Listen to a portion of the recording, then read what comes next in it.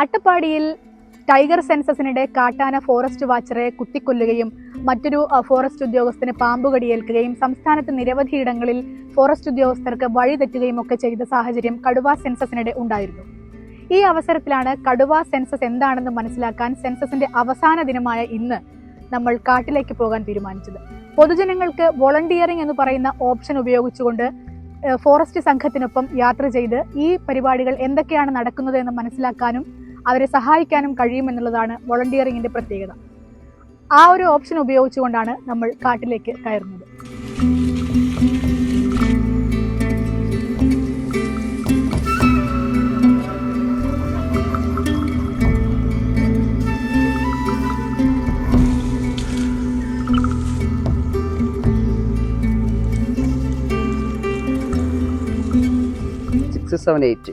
ഈ 3 ദിവസങ്ങളിലാണ് നമ്മൾ ട്രാൻസിറ്റ് ലൈനിലൂടെ പോയിട്ടുള്ള ഈ ഇരജീവികളുടെ കണക്കെടുക്കുന്നത്.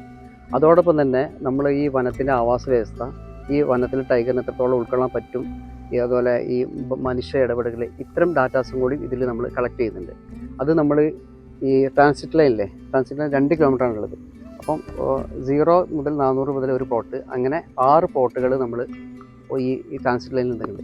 ഇതിൽ നമ്മൾ അവിടുന്ന് ഓരോ പ്ലോട്ടിലും നമ്മൾ 400 മീറ്ററിൽ ഓരോ പ്ലോട്ടുകളും നമ്മളുണ്ട്. അവിടുത്തെ എത്രത്തോളം പിന്നെ ട്രീസ്, ഏതൊക്കെ ട്രീസുകളുണ്ട്, അവിടുത്തെ വെജിറ്റേഷൻ, കുറ്റി ചെടികൾ, വീഡ്സുകൾ, അതോടൊപ്പം തന്നെ മനുഷ്യൻ്റെ ഇടപെടലുകൾ, ഇത്തരം ഡാറ്റാസും കൂടി നമ്മളതിൽ റെക്കോർഡ് ചെയ്യുന്നുണ്ട്. അപ്പോൾ ഈ ഒരു പക്ഷേ നോക്കുക ഡിപ്പാർട്ട്മെൻറ്റ് നല്ലൊരു റെക്കോർഡിംഗ് സിസ്റ്റം തന്നെയാണ്, സയൻറ്റിഫിക് സിസ്റ്റം തന്നെയാണ് ഈ ഒരു മെത്തേഡ്. ഇത് മുമ്പൊക്കെ റെക്കോർഡ് പേപ്പറിലായിരുന്നു, ഇപ്രാവശ്യം ഫുള്ളായിട്ട് മൊബൈലിലൂടെയാണ് ഇത് റെക്കോർഡ് ചെയ്യുന്നതുകൊണ്ട് നല്ലൊരു മെത്തേഡായിട്ട് തന്നെയാണ് ഇത് ഡിപ്പാർട്ട്മെൻറ്റ് സജസ്റ്റ് ചെയ്ത് തന്നത്.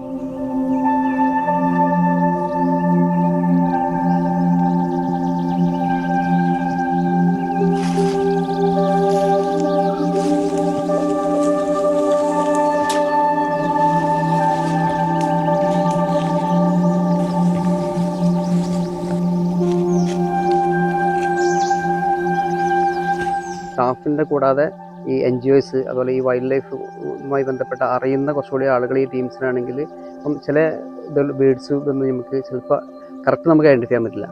അപ്പോൾ അത്തരം ആളുകൾ കൂടി ഈ ഒരു സെൻസസിൽ നെക്സ്റ്റ് ഇതിലുണ്ടായാൽ കുറച്ചുകൂടി യൂസ്ഫുൾ ആവുമെന്നാണ് അത് തോന്നുന്നത്.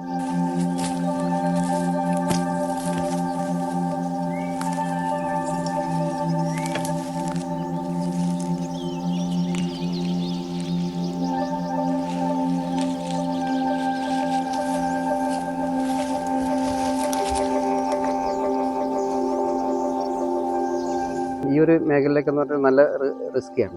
ഞങ്ങളെ സംബന്ധിച്ചിടത്തോളം നമുക്കിപ്പം വെപ്പൺസോട് കൂടിയുള്ള പോലീസിൻ്റെ സാന്നിധ്യം കൊണ്ട് നമുക്കിത് പിന്നെ എടുക്കാൻ സാധിച്ചിട്ടുണ്ട്. എന്നാൽ ചില മേഖലയിൽ അങ്ങനെ കുറവാണെന്നാണ് കേട്ടുള്ളത്. രണ്ടാമത്തെ ദിവസം എനിക്ക് ഡയറക്റ്റായിട്ട് എലഫൻറ്റിനെ കിട്ടിയിട്ടുണ്ട്. അതെല്ലാം നമ്മളതിൽ റെക്കോർഡ് ചെയ്തിട്ടുണ്ട്. വിഷപ്പാമ്പുകളും നമുക്ക് കിട്ടിയിട്ടുണ്ട്. വിഷപ്പാമ്പുകളുണ്ട്. പിന്നെ ഫസ്റ്റ് ഡേ നമുക്ക് മറ്റേത് പുലിയുടെ ഇത് കസ്റ്റമർ കിട്ടിയിട്ടുണ്ട്. 1ാമത്തെ ദിവസം തന്നെ നമുക്ക് കിട്ടിയിട്ടുണ്ട്. ഇതിന് പിന്നെ ഈ ഒരു ഇതിന് 4500 രൂപ ഓരോ ബ്ലോക്കിലേക്ക് ഡിപ്പാർട്ട്മെൻറ്റ് അനുവദിക്കുന്നുണ്ട്.